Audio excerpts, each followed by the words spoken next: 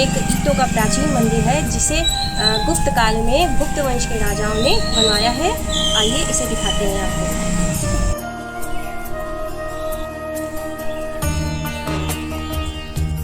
ऐसा प्रतीत होता है कि यहाँ मूर्तियाँ नहीं थी, लेकिन इसे योग साधना के लिए बनाया गया है। इस मंदिर के अंदर मूर्ति स्थापित करने की कोई जगह नहीं है।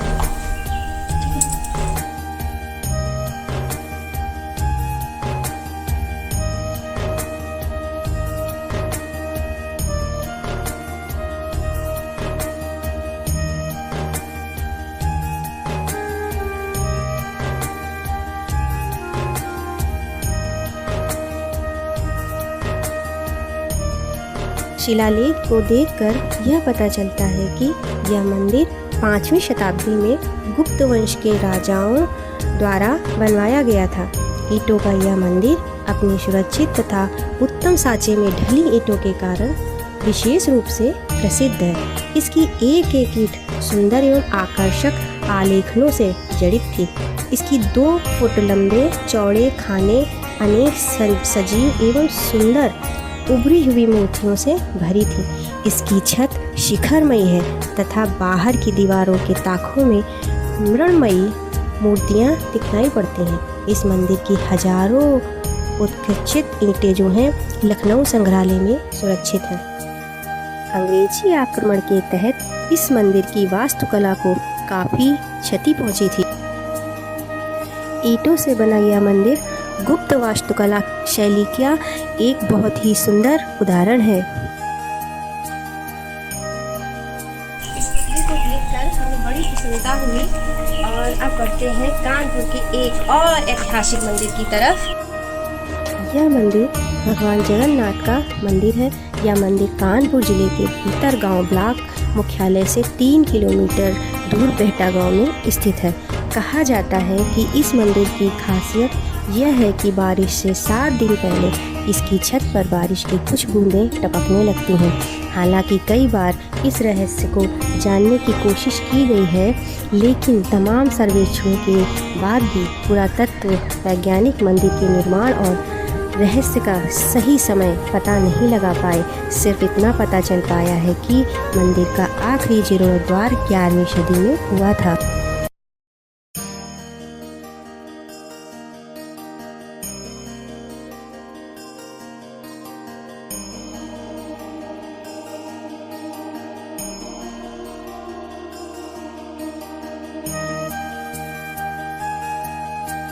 इधर से धूप आ जाएगी, इधर से धूप आ जाएगी। अरे क्या होगा?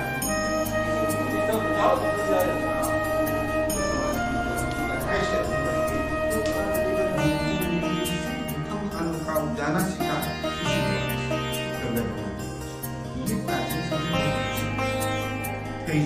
यहाँ जब शूट करनी है यहाँ पे मतलब ये मंदिर किसने बनवाया? तो पहली बात तो यहाँ की जो मेन विशेषता है आपको देखेंगे। पहली मेन विशेषता देखेंगे, जो चौकोर पत्थर लगा हुआ कार्नर में प्लेन, हाँ।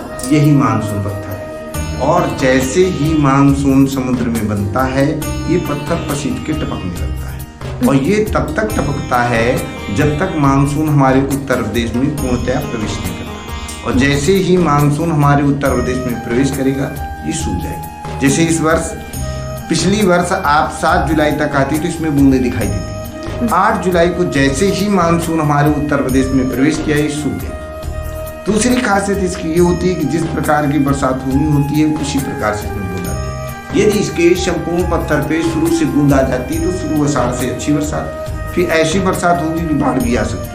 यदि इसके संपूर्ण पत्थर पे बूंद शुरू से नहीं आती है, किनारे बॉर्डर पे बूंद आती है, फिर 8-10 रोज बाद संपूर्ण पत्थर पे बूंद होती है, इसके मतलब ये पत्थर संकेत देता है कि मानसून लेट चलेगा, बरसात लेट होगी। यदि इसके कोने में ही बूंद आती है, इसके मतलब ये पत्थर संकेत देता है कि मानसून नॉर्मल होगा, बरसात नॉर्मल होगी। जैसे इस वर्ष आप लोग जैसे अखबारों में पढ़ा होगा कि मानसून केरल में प्रवेश करने वाला है। उस समय केवल इसके बॉर्डर पे बूंद थी, पूरे पत्थर पे बूंद नहीं थी। फिर 15-20 जून के लमसम इसके संपूर्ण पत्थर पे बूंद होगी। तो देखेंगे कोई भी वैज्ञानिक ये नहीं कह रहा था कि मानसून लेट चलेगा, जबकि हमारे यहाँ आषाढ़ खाली चला गया, कुंवार में बरसात हो रही थी। जहाँ मानसून 24 जून को उत्तर प्रदेश में पूर्णतया आ जाता था, वहाँ 8 जुलाई को आया।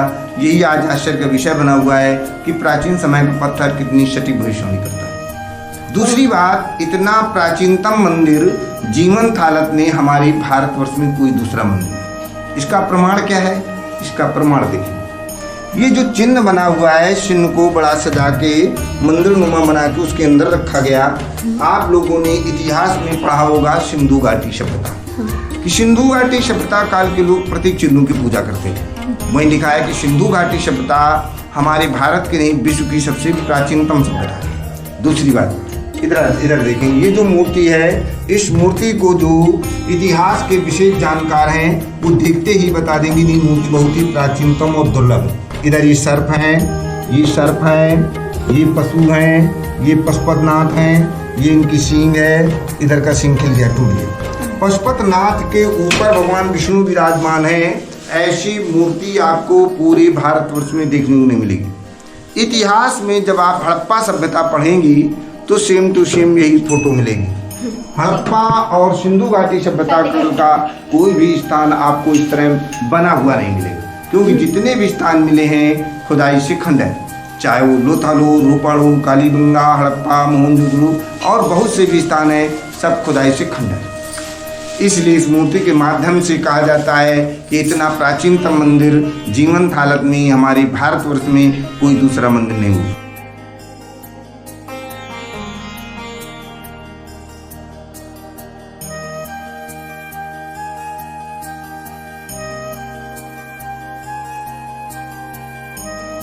का निर्माण क्यों कराया? प्रश्न। दूसरा पॉइंट देखेंगे, इतिहासकारों का मानना है कि ये जो कलाकृतियां हैं गुप्त काल से मेल खाती हैं। गुप्त काल में इसको सूर्य की मुख की आकृति मानते थे, इसको कलश मानते थे। यहाँ मुख से निकलती बेल पत्ती दिखाई गई। कलाकार ने कला के माध्यम से दर्शाने की कोशिश की कि सूर्य ही जीवन का आधार है, यदि सूर्य ना हो तो जीवन संभव नहीं है। इधर देखेंगे, ये जो आकृति है, ये आकृति चंद्रगुप्त मौर्य के समय के जो सिक्के मिलते हैं उसमें आकृति मिलती है। इसके मतलब यहाँ मौर्य वंश में भी काम हुआ। जैसे आप लोग मंदिर में प्रवेश करेंगे प्रथम खंड पे, तो प्रथम खंड पे देखेंगे कोठी दक्षिण साइड में, एक कोठी उत्तर साइड पे मिलेगी। जो दक्षिण साइड में कोठरी है उसमें सूर्य मूर्ति है। इतिहासकारों का मानना है जो सूर्य की मूर्तियां हैं वो ईसा मसीह के जन्म से 2 सदी पूर्व बनती थी। उसके बाद सूर्य की मूर्तियों का बनना ही बंद हो गया है, शैव धर्म आया है। उत्तर साइड की कोठरी में भगवान विष्णु की लेटी हुई मूर्ति है। इतिहासकारों का मानना है जो विष्णु की लेटी हुई मूर्तियां हैं ये कुषाण काल में बनती थी। कुषाण काल का प्रमुख राजा कनिष्क दूसरे सदी। अब एक प्रश्न यहाँ ये खड़ा होता है कि कुषाण वंश, मौर्य वंश, गुप्त वंश, सूर्यवंश, ये सभी चक्रवर्ती राजा हुए। इन चक्रवर्ती राजाओं को दुनिया में कहीं जगह नहीं मिली, यहीं पे आके निर्माण क्यों कराया? इससे प्रमाणित होता है कि ये प्राचीन समय में साधारण स्थान नहीं रहा है, ये विशेष स्थान रहा है। पहले मेन जगन्नाथपुरी यही रही है, इसीलिए यहाँ जो भी राजा आते गए वो अपनी अपनी कला का यहाँ प्रदर्शन करते गए। इसके लिए यहाँ कंटिन्यू काम जारी रहा, इसीलिए इतना प्राचीनतम स्थान ये जीवंत बना रहा। ये भी खंडहर हो गया होता और सिंधु और हड़प्पा की तरह ये भी खुदाई से निकलता होता।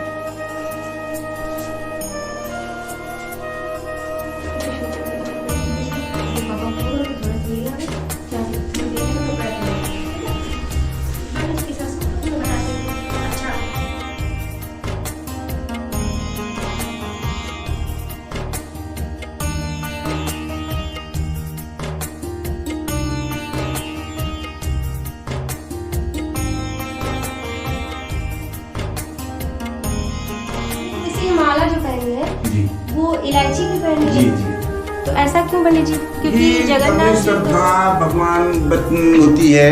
देखिए भगवान वेदों का जो भी एक सिद्धांत है श्रद्धा, जी। और जो श्रद्धा से देखिए शिवरी ने भगवान को जूठे बेल खिला दी, तो भगवान जो श्रद्धा से जिसको अपना श्रद्धा थी उसका इलायची की माला पहना सकते हैं, कोई जो अपना फूलों की माला पहनाते हैं, ये तो अपनी श्रद्धा है।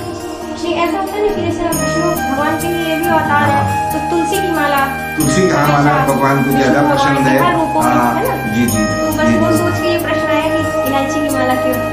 वो इतनी श्रद्धा है जो कि हाँ, खाओगे तो भूख नहीं है भगवान को। भगवान जो हम खा सकते हैं वो हम भगवान को क्या नहीं खिला सकते।